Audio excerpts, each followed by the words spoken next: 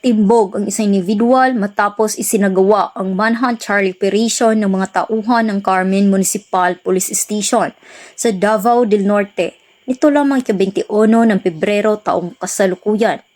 Kinilala ni Police Major Gerald B. Biro, Chief of Police ng Carmen Municipal Police Station, ang suspect na si alias Wen at residente ng Carmen, Davao del Norte.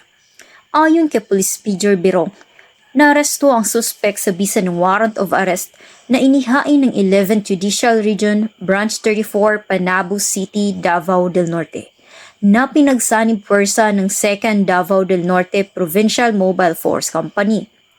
Ang suspect ay kasalukuyang nasa kustudiya ng nasabing istasyon upang duman sa tamang disposisyon at maharap sa kasong paglabag sa Republic Act 9165 o Comprehensive Dangerous Drugs Act of 2002. Samantala, ang laban kontra kriminalidad ay patuloy na pinapaigting ng Police Regional Office 11 sa pamumuno ni Regional Director, Police Brigadier General Leon Victor Zamora Rosete upang matiyak ang napapanatiling kaayusan at kapayapaan para sa bawat Pilipino.